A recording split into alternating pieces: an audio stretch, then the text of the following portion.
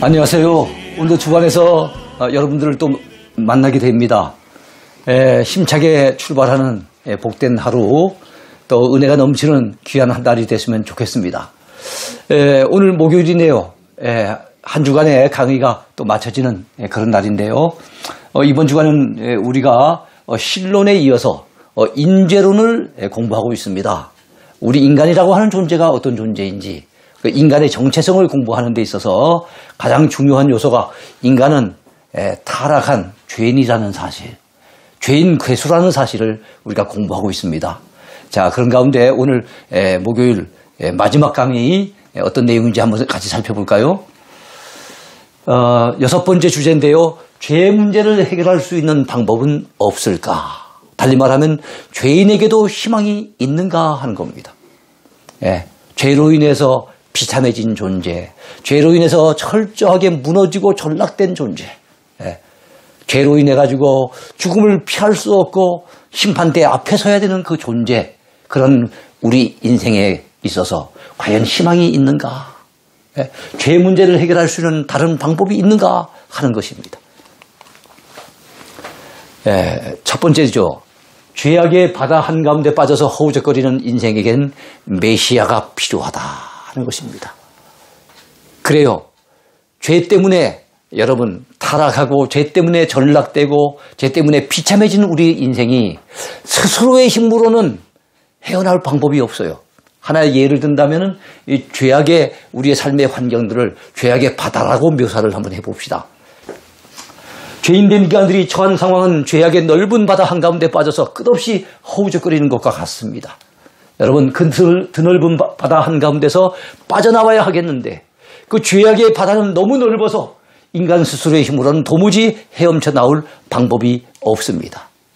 그런데도 많은 사람들은 오늘도 스스로의 힘으로 어찌 해보려고 온갖 헛수고를 하고 있는 것입니다. 그래서 불교 신자들이 하는 것처럼 도로아미타불, 자기 딴에는 열심히 노력하지만 아무것도 이루지 못하는 그런 경우가 얼마나 많은지 모릅니다. 이 문제는 도를 닦고 수양을 한다고 해결될 문제가 결코 아니고요. 유대교의 주장처럼 율법을 지켜서 자기 스스로의 힘으로 구원을 받으려고 하는 시도, 이거 역시 헛수고에 불과하다는 것 우리가 기억해야 되겠습니다. 이런 사고는 오히려 잘못된 이단적인 사상이라 볼 수 있을 겁니다. 사람에게 죄가 없다 하거나 자기의 힘으로 죄 문제를 해결할 수 있는 것처럼 착각하면 우리는 절대로 안 됩니다. 우리가 죄인인 것을 순순히 인정해야 되고 내 힘이 아닌 나를 죄악 가운데 건져주시고 구원하실 그분 메시아를 우리는 기대하고 기다려야 되는 것입니다. 로마서에서 보면은요, 사도 바울의 고백이 나오는데요. 모든 인류가 처한 상황을 잘 대변해 주고 있는 사도 바울의 고백이 있습니다. 그게 어떤 구절일까요? 오호라, 나는 곤고한 사람이로다. 이 사망의 몸에서 누가 나를 건져내랴. 이게 사도 바울 개인의 고백이고 절규이기도 하지만 우리 온 인류의 절규인 거예요. 이 죄악의 바다, 이 멸망의 바다 한가운데 빠져서 허우적거리고 있는 우리 인생이 살 수 있는 유일한 길, 그것은 누군가 구원선을 타고 와서 손을 내밀어서 우리를 이 바다에서 건져주시는 길밖에는 없어요. 근데 감사하게도 죄인된 우리에게 참으로 우리를 구원하기 위해서 손을 내미신 분이 계셨으니 그분이 누굽니까? 예수 그리스도예요. 기억하십시다. 죄인된 우리에겐 메시아가 필요합니다. 메시아는 구약의 히브리어로 기름 부음을 받은 자고요. 똑같은 말이 신약에 오면 헬라어로 그리스도라고 합니다. 그래서 메시아와 그리스도는 같은 의미예요. 우리를 구원하시기 위해서 성령의 기름 부음을 받으시고 이 땅에 찾아오신 우리들의 구세주, 그분이 바로 메시아요 그리스도인 것입니다. 그분이 바로 예수님이신 거죠. 자, 성경은 우리에게 구원의 손길을 내밀기 위해 친히 구원선을 타고 오신 유일한 구세주가 계시다는 사실을 가르쳐 줍니다. 그가 바로 하나님의 아들 예수 그리스도입니다. 성경은 이렇게 가르쳐 주고 있어요. 우리 주 예수 그리스도로 말미암아 하나님께 감사하리로다. 좀 전에 오호라 나는 곤고한 사람이로다. 이 사망의 몸에서 누가 나를 건져내랴. 그 외마디 비명을 지르면서 절규했던 사도 바울의 그 고백 바로 다음에 나온 구절이 이 구절이에요. 예, 사도 바울은 우리 주 예수 그리스도로 말미암아 하나님께 감사하리로다. 그렇게 고백하고 있는 겁니다. 자, 예수 그리스도 안에서는 죄인에게도 희망이 있어요. 오늘 우리 주제가 무엇입니까? 죄인에게도, 이 비참한 죄인에게도 희망은 있는가 하는 것이거든요. 근데 예수 그리스도 안에서는 죄인에게도 희망이 있다는 사실, 그것이 성경이 증거하는 겁니다. 예수님은 하나님을 멀리 떠나 방황하는 죄인에 대해 탕자의 비유를 통해서 말씀하신 바가 있어요. 누가복음 15장에 나오죠. 네. 자, 그 탕자, 누가복음 15장에 등장하는 그 탕자는 방탕한 아들입니다. 이 방탕한 아들은 하나님을 떠나 세상 가운데서 방황하는 그 모든 죄인들을 상징하는 말이에요. 네. 하나님을 떠나서, 아버지 품을 떠나서 방황하는, 그리고 온통 고통당하고 있는, 예, 괴로운 가운데 살아가는 이 죄인들, 그게 바로 탕자인 겁니다. 그렇다면 아버지, 탕자의 비유에 나오는 아버지는 누굴까요? 탕자가 돌아오기를 오매불망 기다리면서 참 안타깝게 아들을 참품에 안기 위해서 기다리고 있는 그 아버지는 죄인된 우리 인생이 회개하고 하나님 품에 돌아오기를 애타게 기다리시며 참으로 우리를 구원하기를 기뻐하시는 우리의 아버지십니다. 누굽니까? 하나님이시죠. 사랑의 하나님. 네. 죄인이 돌아올 때 넓은 품으로 우리를 안아주시는 사랑의 하나님. 그분이 바로 탕자의 비유에 나오는 아버지의 모습인 거예요. 네. 비록 아버지 곁을 떠난 탕자는 모든 것을 탕진해버렸죠. 가지고 갔던 재산들 다 날려버렸어요. 그리고 나중에는 먹을 것이 없으니까 돼지우리를 치면서 돼지우리 속에 돼지와 함께 뒹굴고 있는 거예요. 예? 돼지가 먹는 쥐염 열매 그거 움켜 먹으면서 자기 참 허기진 배를 채우고 있는 겁니다. 어떻게 보면 돼지 한 마리처럼 전락이 된 거예요. 그러나 여러분, 그가 돼지처럼 되었지만 돼지 중에 하나는 아니었어요. 그에겐 돌아갈 집이 있었고 그를 애타게 기다리는 사랑하는 아버지가 있었어요. 그의 아버지 집은 모든 것이 풍족한 곳입니다. 돌아가기만 하면은 모든 것이 풍족하게 다 준비되어 있는 것, 그것이 바로 아버지 집이었어요. 오랜 고민과 갈등 끝에 탕자가 고향으로 돌아가기로 결단을 하지요. 결국 아버지 품에 안기게 되었을 때 뜻밖에도 아버지는 그를 크게 환대하며 맞아줍니다. 탕자 자신도 놀랐을 거예요. 아마 아버지가 호통을 치면서 너는 내 아들 아니다. 너는 이미 호적에서 빼버렸다. 이러면서 쫓아낼 줄 알았는데, 이야, 참 너무너무 기뻐하면서 버선발로 쫓아나와가지고 끌어안고 얼굴을 부비면서 손에 가락지를 끼우고 그 다음에 발에 신발도 안 신고 왔던가 봐요. 발에 신발을 신기고 그 전에 목욕제게 시켜가지고 좋은 옷을 입히고 송아지를 잡아가지고 여러분 잔치를 베푸는 그 아버지, 그분이 하나님이심을 예수님은 가르쳐 주었어요. 그 탕자가 돌아왔을 때 모두가 기뻐했겠지요. 그러나 기뻐하지 못한 것이 대상이 있었는데 탕자의 형 시기에서 기뻐하지 못했어요. 또 하나 뭐겠습니까? 살진 송아지. 살진 송아지는 이제 잡혀서 먹히게 생겼으니 반가워할 입장은 못 됐겠지요. 그러나 아버지는 너무너무 기쁘게 반겨주었습니다. 자, 그리고 그는 아들의 지위를 회복할 수가 있었어요. 그래서 탕자는 여러분 아버지 집을 회상을 했습니다. 회상. 내 아버지 집에 가면은 정말로 양식이 풍족한 품꾼이 얼마나 많은가. 우리 아버지 집에서 일하는 종들도 그렇게 풍요롭게 잘 사는데 나는 아버지의 아들이 되어서 왜 이곳에서 이 모양 이 꼴로 고생을 하는가. 아버지 집을 회상합니다. 그리고 아버지 집으로 돌이켜서 돌아가지요. 돌아가는 걸 회개라고 합니다. 그랬더니 모든 것이 회복이 됩니다. 3회. 누가복음 15장에 나오는 그 탕자의 비유에는 중요한 포인트가 3가지 있어요. 3회입니다. 아버지 집을 회상하고 아버지 집으로 갔다가 돌아가서 회개하고 그랬더니 모든 것이 회복되는 역사가 임하게 된 거예요. 자, 어쨌든 이와 마찬가지로 인간이 비록 죄 때문에 모든 것을 탕진해버리고 고통받고 있지만 인간은 동물하고는 차원이 다른 고귀한 존재예요. 돼지 중에 한 마리는 아닙니다. 개하고는 비교할 수가 없는 존재입니다. 우리에겐 돌아갈 아버지 집, 하늘집이 있고 우리 아버지의 넓은 품이 있어요. 우리를 기다리시는 하나님 아버지가 계세요. 우리 하나님은 죄는 미워하시지요. 그러나 죄인들은 불쌍히 여기시는 분이 우리 하나님이세요. 그래서 인간의 구원의 길을 준비하셨어요. 누구를 통해서요?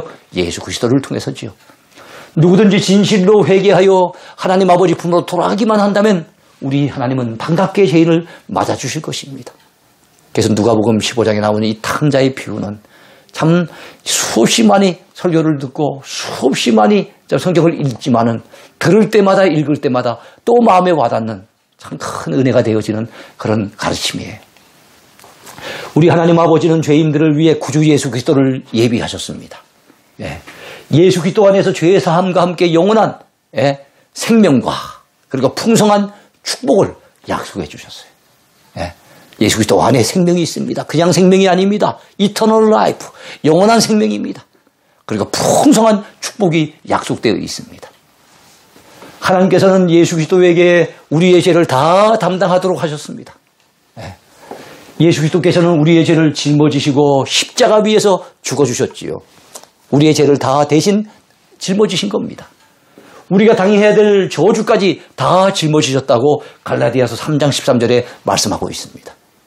그러므로 때가 찼고 하나님 나라가 가까이 왔으니 회개하고 복음을 믿으라. 주님은 이렇게 말씀하셨어요. 이 복음의 핵심이 예수 그리스도예요. 복음을 믿으라는 말은 예수 그리스도를 믿으라는 말입니다. 복음을 나가서 전하라는 말은 나가서 예수 그리스도를 전하라는 말입니다. 예수 그리스도 안에서는 어떤 죄인이라도 무한한 가능성이 있습니다. 새 삶에 희망이 있다는 사실 우리는 잊어버리면 안 될 것 같아요. 우리 예수님은 나 같은 죄인도 사랑해 주세요. 한 영혼의 가치를 얼마나 귀하게 여기시는지 천하보다도 귀한 것으로 여기세요. 세상 사람들은 우리를 무시할지 모르고 멸시할지 모르고 아무것도 아닌 것처럼 취급할지 모르겠지만 아니에요. 우리 주님이 보셨을 때는 우리는 천하보다 귀한 존재예요. 여러분 예수 그리스도 안에 그 안에서는 죄인에게도 희망이 있다는 걸 우리 살펴보았죠. 이번에는 회개하면 죄인에게도 희망이 있다는 것이 성경의 가르침이에요. 그래서 예수님을 믿는다는 것은 달리 표현한다면 회개하는 거예요. 회개하고 예수님을 구주로 믿는 거예요. 회개가 없는 인생이 예수님을 진실되게 믿겠습니까? 아니에요. 예수님을 진실되게 믿는 사람은 달리 표현하면 회개한 인생인 거예요. 자기 죄를 버리고 하나님께로 돌아온 인생인 거예요. 아버지 집을 떠나서 먼 나라로 갔던 그래서 허랑방탕하고 모든 것을 다 탕진해버렸던 탕자, 거짓골이 되어서 돌아온 탕자, 그에게는 아무런 희망이 없어 보였어요. 그러나 그가 아버지 집을 그리워하며 회상하기 시작했죠. 그리고 자기 아버지 품을 갖다 떠난 것을 뉘우치고 회개하기 시작했죠. 그래서 자기의 발걸음을 다시 아버지께로 돌이켰을 때 탕자는 모든 것을 회복받는, 그래서 새 출발할 수 있는 놀라운 은혜를 부여받게 된 겁니다. 자, 그래서 우리 하나님은 과거를 묻지 않으세요. 그래서 우리 기독신자에게 가장 중요한 것은 현재예요. 내가 현재 내 죄를 회개하고 내가 현재 예수 그리스도를 전적으로 믿고 의지하기만 하면 우리에게는 무한한 인생의 희망이 있다는 것. 이것이 성경의 가르침이에요. 밧세바와 범죄했던 다윗도 자기 죄를 깨닫잖아요. 그래서 나단 선지자가 찾아왔을 때 하나님 앞에 철저하게 회개하잖아요. 무릎 꿇고 눈물을 쏟아가면서 회개하잖아요. 사울과는 달리 하나님의 은총을 빼앗기지 않고 이스라엘의 최고의 성군으로 남을 수 있게 된 게 뭡니까? 바로 다윗이 회개했기 때문에 그렇게 된 거예요. 다윗은 죄가 없었기 때문에 그래가지고 이스라엘의 최고의 성군이 된 거 아니에요. 그에게도 허물이 있고 죄가 있고 그 죄 가운데는 정말 고범죄라고 할 만큼 아주 계획적으로 범한 이런 죄도 있음에도 불구하고 그는 하나님 앞에 철저히 회개함으로써 바로 이스라엘 최고의 성군의 그 위치에 남아있게 될 수 있었어요. 하나님은 죄는 미워하시지요. 그러나 죄를 회개할 때 그 죄에 지은 죄인은 우리 하나님이 불쌍히 여기신다는 거 꼭 기억했으면 좋겠습니다. 주님을 3번이나 부인하고 맹세하고 심지어는 저주까지 했던 인물이 있었지요. 여러분 그에게 그 당시에 그 모습만 생각한다면 수제자라고 하는 이름을 붙이기 너무 부끄러운 제자 아닙니까? 베드로였어요. 딴 사람으로도 베드로가 그러면 안 되잖아요. 그랬는데 그는 철저하게 무너졌습니다.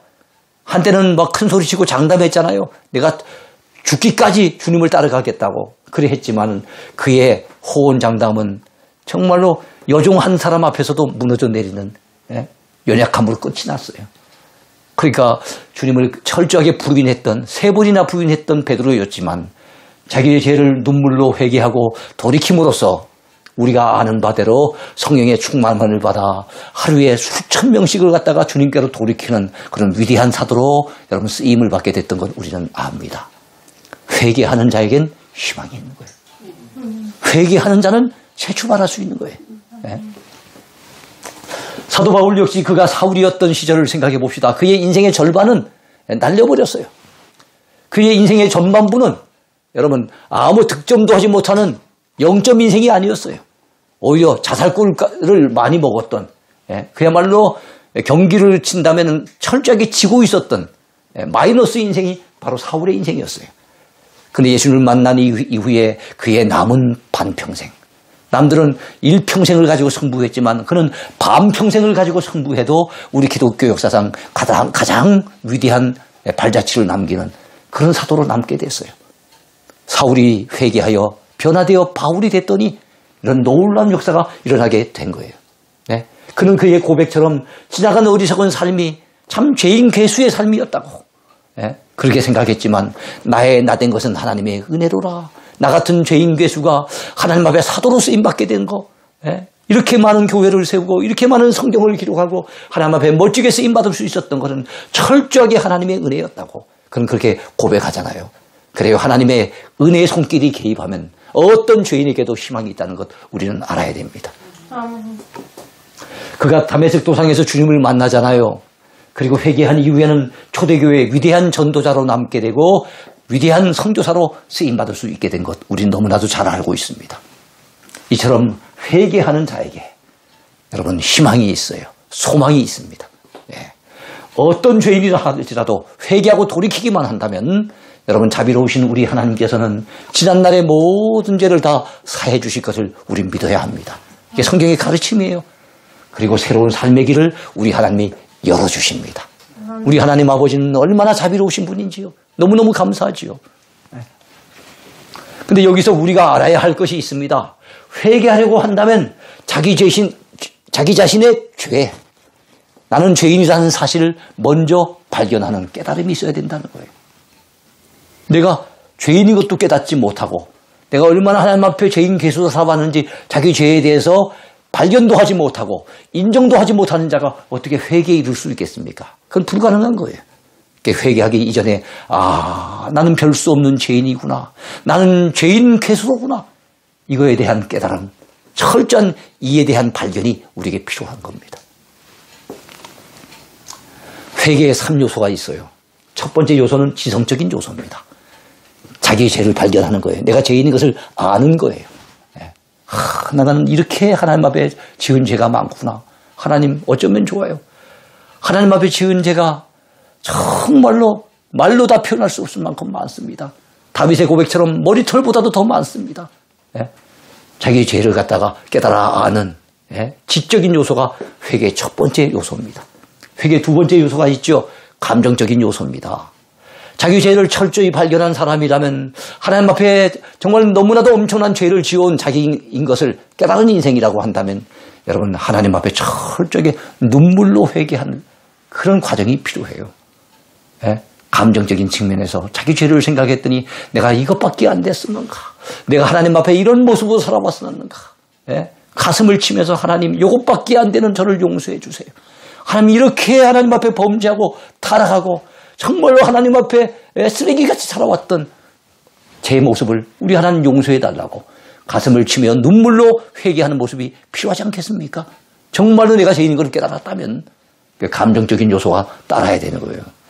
근데 여러분 우리가 눈물 흘리며 회개하고 하나님 앞에 통곡했는데 여러분 예배당 문 밖을 나서가지고 살아가는 삶의 모습은 여전히 예전과 똑같은 모습으로 그런 죄악된 모습을 계속 반복하고 있다면 그는 아직 철저하게 회개한 건 아니에요.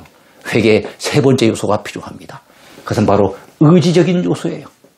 내가 지금까지 걸어왔던 길이 죄악된 길이요, 하나님 앞에 잘못된 길이요, 오히려 하나님 앞에 반역했던 길이라는 것을 깨달았다면 이제는 그 죄에서 돌이켜서 죄에서 떠나려고 하는 결단이 필요하다는 거예요. 네. 내 인생의 길을 나가던 방향이 잘못됐다면 유턴해야 된다는 거예요. 네. 지금까지 걸어가는 그 길이 아닌 네. 다른 길을 찾아야 돼요. 하나님이 원하시는 그 길로 돌이켜야 되는 거예요. 네. 이게 진정한 회개의 완성이라고 볼 수 있겠습니다. 사도행전 2장에서 예루살렘 사람들이 말씀을 전해 듣습니다. 말씀에 찔림을 받죠. 베드로와 다른 사도들에게 그들이 묻습니다. 형제들아, 우리가 어찌할꼬? 이렇게 물었을 때 베드로가 뭐라고 말해 주었습니까? 너희가 회개하여 각각 예수 그리스도의 이름으로 세례를 받고 죄 사함을 받으라. 그리하면 성령의 선물을 받으리라. 그래요, 우리가 하나님 앞에 죄 있는 것을 깨닫고 철저하게 회개하게 되면요, 우리 하나님이 그동안 지었던 죄를 다 사해 주십니다. 그것뿐만이 아닙니다. 성령의 은혜를 물붓듯이 그의 심령에 부어주시는 거예요. 그래서 지금까지는 세상 죄악이 즐거웠고 세상 죄를 즐기는 그런 기분으로 살았지만 이젠 성령 주시는 그 은혜, 성령 안에서 행복을, 참 행복을 느끼고 참 기쁨과 만족을 느끼고 지금까지 살아왔던 방식과는 전혀 다른 방식으로 전혀 다른 모습으로 살아가게 되는 거지요. 이게 바로 회개한 자의 참된 모습입니다. 회개한 자에게 나타나는 참된 현상입니다. 회개하면 제사함을 받을 수 있다고 성경은 분명히 가르쳐 줍니다. 사탄은 우리에게 찾아와서 날마다 우리를 낙심시키죠. 니는 이것밖에 안 돼. 네가 이런 죄에서 떠날 수 없을 거야. 너는 별 수 없는 인생이야. 너는 회개한다고 해서 또 무너지고 또 자빠질 거야. 사탄은 자꾸만 우리 자신을 보게 만들어요. 그래서 나의 나약한 모습, 참 별 수 없는 모습, 나의 부족한 모습들만 자꾸만 보도록 만듭니다만은 성경은 여러분 예수 그리스도를 바라보라고 가르칩니다. 성령께서는 십자가의 주님을 바라보라고 우리를 그렇게 이끄세요. 너희가 이렇게 연약하기 때문에, 이렇게 허물이 많기 때문에, 이렇게 죄를 많이 지었기 때문에 주님이 너를 대신해서 십자가 지지 않았느냐. 주님만 의지하라고, 주님의 십자가의 공로만 의지하라고 우리의 눈길을 바로 십자가의 주님에게로 돌리려고 성령께서는 그렇게 우리를 이끄신다는 걸 기억하시기 바라요. 사탄의 꾀임에 여러분 넘어가지 마세요. 성령의 감동을 힘입으시기 바랍니다. 그러면 우리 삶에는 희망이 있어요. 자신이 죄임을 깨닫고 발견한 인생이 정말로 복 있는 인생이에요. 돈 많은 사람이 복 있는 인생이 아니고요. 자식이 잘 되는 거 좋지요. 돈 잘 버는 거 좋지요. 이 세상에서 뭐 높은 자리에 차지하는 거 좋지요. 그것도 좋지만 그거보다 더 좋은 진짜 복이 있는데, 영원한 복이 있는데 그게 무엇입니까? 바로 내 죄 사함 받고 하나님 앞에 죄 용서 받고 그래서 구원받고 성령의 충만한 은혜를 체험하면서 살아가는 것, 하루하루를 행복하게 살아가는 것, 그것이 인생의 진정한 행복이고 진정한 성공임을 여러분 믿으시기 바랍니다. 그런데 문제는 사람들 가운데는 자기가 죄인인 사실을 전혀 모르고 있는 사람들이 너무 많아요. 인정하지 않으려고 하는 자들이 너무 많아요. 내가 감옥에 갇힌 것도 아닌데, 내가 살인한 것도 아닌데, 내가 사기친 것도 아닌데 내가 무슨 죄인이라고 생각하느냐. 아주 죄에 대해서 설교를 들으면 굉장히 억울해하는 사람들, 그리고 자기 스스로를 평가하기를 법 없이도 사는 사람인 것처럼 스스로 의인인 척 생각하는 사람들이 있어요. 그렇게 초신한 사람들이 세상 가운데 너무너무 많습니다. 예수님 당시의 바리새인들을 보세요. 그들도 그랬습니다. 그들은 자기들이 어린 시절부터 율법을 잘 지켜왔다는 것을 내세우며 스스로를 의롭게 여기는 그런 우를 범했습니다. 누가복음 18장에 보면 예수님의 비유 가운데 세리와 바리새인의 비유가 등장하죠. 그 가운데 세리는 자기가 죄인인 것을 깨닫습니다. 사람들에게 손가락질을 당했던, 그래서 세금을 너무 많이 포탈해갖고 민족들에게 아픔을 안겨주기도 했던 세리들, 그래서 사회적인 인식이 참 좋지 않았던 세리들은 그런 인식들을 많이 경험해 왔기 때문에 자기가 정말로 죄인인 것을 스스로도 느끼고 있었어요. 그래서 하나님 앞에 나와서 성전에서 엎드리는데 감히 고개를 들지 못하고 고개를 푹 숙이고 성전 앞에 나오지도 못하고 그 입구에서 가슴을 칩니다. 그러면서 주여 나를 불쌍히 여기소서, 나는 죄인으로소이다. 하나님이여 나를 불쌍히 여기소서, 나는 죄인입니다. 이런 고백을 하잖아요. 근데 같은 시각에 여러분 때마침 성전 안에 들어온 바리새인이 있잖아요. 예? 이거는 바로 세리의 고백입니다. 감히 눈을 들어 하늘을 쳐다보지도 못하고 다만 가슴을 치며 하나님이여 불쌍히 여기소서 나는 죄인으로소이다. 여러분 세리는 자기가 죄인됨을 철저하게 발견을 한 거예요. 그리고 고백한 겁니다. 그리고 회개한 겁니다. 그런데 그때 같이 들어왔던 바리새인 뭐라고 얘기하고 있습니까? 하나님이여 나는 다른 사람들 곧 토색, 불의, 간음을 하는 자들과 같지 아니하고 다른 사람들보다 자기가 우위에 있다고 생각하는 거예요. 저 토색하는 놈들, 저 불의를 행하는 자들, 저 간음을 하는 그런 사람들과는 난 차원이 다릅니다. 자기 자랑하고 있는 거예요. 이 세리와 자기 같이 들어온 세리를 향해서도 비교를 하고 있는 겁니다. 이 세리와도 같지 아니함을 감사하나이다. 형식은 감사라고 하는 형식을 갖췄어요. 그러나 그 내막을 들어가 보았더니 이거는 아주 자기 자랑에 빠진 거예요. 교만하게 짝이 없는 거예요. 네. 그러면서 그는 자기의 공로를 내세웁니다. 나는 일에 2번씩 금식하고 그 당시 유대인들은 월요일과 목요일 일주일에 2번씩 금식했다 그래요. 성경 율법에 의하면 1년에 한 차례 속죄일 날 7월 10일 속죄일 날만은 반드시 금식하도록 되어 있는데 이 사람들이 일주일에 2번씩 금식할 정도니까 성경보다도 율법이 가르친 것보다도 더 열심히 금식했다는 거예요. 그리고 또 소득의 11조를 드리나이다. 자, 이거를 지금 내세우고 있습니다. 여러분 은혜를 받지 못한 사람일수록 자기의 행위에 대한 자랑이 많아요. 그리고 자기가 뭐 좀 선한 일을 했으면 기억을 잊지 않고 기억을 잘하고요. 네, 그것을 또 떠버리기를 잘합니다. 오히려 은혜 많이 받은 사람은요, 자기가 선한 일을 한 걸 다 잊어버려요. 당연한 것처럼 생각하고, 뭐 대단한 일을 생각 안 하니까 다 잊어버리고 떠버리질 않아요. 네. 근데 여러분, 은혜 받지 못한 사람들은, 진정한 은혜를 체험하지 못한 사람들은요, 뭐 자기 딴에는 뭘 했다고 얼마나 떠버리고, 심지어는 사람 앞에 떠버릴 정도가 아니라 하나님 앞에서 자기 자랑을 지금 늘어놓고 있는 거예요. 이 사람은 전혀 자기가 죄인인 것을 발견하지도 못하고 깨닫지도 못하고 고백하지도 않고 있는 겁니다. 여러분 누가 의롭다고 인정을 받았을까요? 바로 하나님 앞에 자기 자랑을 늘어놓는 것을 볼 수가 있는데 그 사람들의 생각과는 달리 여러분 우리 예수님께서는 바리새인을 의롭다고 인정하신 것이 아니라 세리가 하나님 앞에 의롭다 하심을 받았다고 주님이 말씀하셨어요. 제자들 보면 묻습니다. 너희들 중에 2사람 가운데 누가 하나님 앞에 의롭다 인정을 받고 내려가느냐. 제자들이 대답합니다. 예, 저 세리입니다. 옳거니 너희들 바로 발견했다. 바로 깨달았구나. 그가 하나님 앞에 오히려 의롭다고 인정을 받았다는 거예요. 자기 자신을 스스로 의롭다고 생각했던 바리새는 전혀 하나님 앞에 의로운 인생이 아니었던 거예요. 네. 자, 이런 걸 보면은 우리가 정말 하나님 앞에 제대로 은혜 받으려면 내가 죄인인 것을 깨달을 줄 알아야 되고 발견할 줄 알아야 되고 고백할 줄 알아야 되고 그리고 그 죄 때문에 안타까워하면서 회개할 줄 알아야 되는 거예요. 그게 진정 은혜 받은 첫 걸음입니다. 그것을 깨닫지 못한 인생은 진정한 은혜를 경험할 수가 없어요. 바리새인 같은 저런 자세를 가지고는 주님이 바로 곁에 계시는데도 그 주님을 깊이 만나지 못하잖아요. 그 주님을 영접하지도 못하고 믿고 의지하지도 않았잖아요. 그런 거 보면 얼마나 안타깝습니까? 여러분 종교적 열심이 있다고 하나님 앞에 의로워지는 게 결코 아니에요. 예? 감옥에 들어가는 사람들만 죄인이 결코 아닙니다. 감옥 밖에도 여러분 죄인이 널려 있어요. 감옥 밖에 있는 모든 사람이 다 죄인이에요. 감옥에 들어가고 안 들어가고와 상관없이 하나님이 보셨을 땐 모든 사람들이 죄인인 거예요. 우리가 세상의 법만 따졌을 때 감옥 안에 들어갔으니까 죄인이고 밖에 있으면 의인 같죠. 밖에 있는 사람들 중에도요 법망을 피해가지고 더 큰 죄인들이 밖에서 큰 소리치며 활보하는 경우가 얼마나 많습니까? 더더욱이나 거룩하신 하나님 앞에서는 이 세상 모든 사람들이 다 죄인입니다. 자기의 죄를 깨닫고 하나님 앞에 회개하는 사람만이 여러분 하나님 앞에 죄 사함 받고 의로워질 수 있다는 거 잊어버리면 안 됩니다. 과거의 죄가 아무리 많아도 회개하는 사람에겐 분명 여러분 뭐가 있어요? 소망이 있어요. 희망이 있습니다. 성경이 인간의 죄에 대하여 낱낱이 지적하고 파헤치는 이유가 뭘까요? 우리 인간을 정죄하기 위함일까요? 아니에요. 그건 절대로 아닙니다.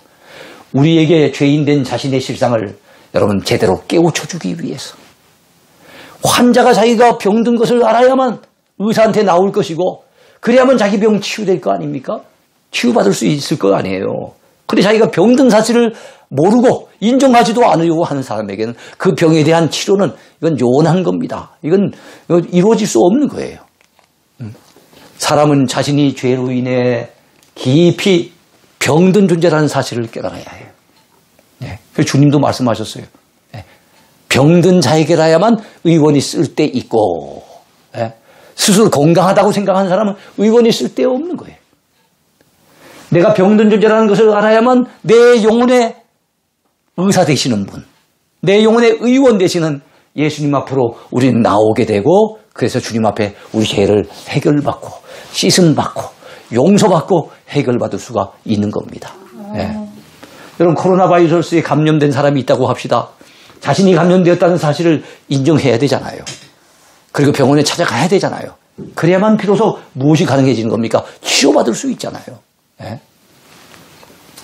성경은 만일 우리가 죄 없다고 하면 스스로 속이고 또 진리가 우리 속에 있지 아니할 것이요. 만일 우리가 우리 죄를 자백하면 그는 미쁘시고 의로우사 우리 죄를 사하시며 우리를 모든 불의에서 깨끗하게 하실 것이라고 선언하고 있습니다. 이게 성경의 가르침이에요. 네. 그래서 우리 죄를 인정하고 자백할 수 있어야 됩니다. 그러므로 우리 모두는 나 자신이 죄인 개수임을 인정하고 고백합시다. 그리할 때 우리에게 소망이 있을 거예요. 네. 우리 예수님은 세리 마태의 집에서 선언하십니다. 나는 의인을 부르러 온 것이 아니요 죄인을 부르러 왔노라. 주님이 의로운 인생 만나려고 이 땅에 오신 게 아니에요. 모든 인생이 죄인임을 우리 주님은 이미 알고 계셨어요. 죄인 만나서 죄인 불러서 구원하시고 그들의 병든 부분을 치료해 주시기 위해서 오신 분이 우리 주님이신 거예요. 사도 베드로는 갈릴리 바다에서 예수님의 기적적인 은혜를 체험한 후에 뭐라고 고백합니까? 주여 나를 떠나소서 나는 죄인으로소이다. 주님의 명예에 따라서 여러분 그 주의 말씀에 의지해서 그물을 내렸는데 2배 가득히 채울 만큼 만선의 기적을 경험하잖아요. 그리고 난 다음에 여러분 주님을 바짝 쫓아간 것이 아니라 이야 주님 같은 이런 귀한 분을 만나니까 자기 자신의 모습을 생각해보니 자기 자신의 죄악된 모습이 발견이 된 거예요. 그래서 주님 나는 죄인입니다 라고 겸허히 고백을 한 거예요. 죄인임을 고백하고 신앙 고백하고 사랑 고백하는 베드로의 일생 가운데 그런 3대 고백이 있어요. 우리 가운데 이런 고백이 있어야 될 줄로 믿습니다. 그러므로 우리 모두는 나 자신이 죄인 예수님을 인정하고 고백하십시다. 그리할 때 우리에게 소망이 있을 것입니다. 진정한 은혜 생활은 자신이 죄인임을 깨닫는 그 순간부터 진정한 은혜 생활이 시작이 된다는 거. 꼭 기억했으면 좋겠습니다. 자기가 죄인임을 깨닫고 죄 때문에 괴로워하고 안타까워하면 벌써 하나님의 은혜가 그 속에 벌써 스며들기 시작하는 거예요. 그의 은혜 생활이 이미 시작이 된 겁니다. 얼마나 복된 일인지 몰라요. 이런 깨닫는 은혜가 오늘 우리 가운데 있어지기를 바라고요. 이번 주간에 인재론, 우리라고 하는 존재가 어떤 존재인지 우리의 정체성을 아주 철저하게 이렇게 파헤치고 같이 발견하는 그런 시간을 가졌습니다. 아무쪼록 여러분의 신앙에 유익되는 시간이 되기를 소원합니다. 주 안에서 오늘도 행복한 하루, 승리하는 한 날이 되길 바라겠습니다. 오늘 강의 여기까지입니다.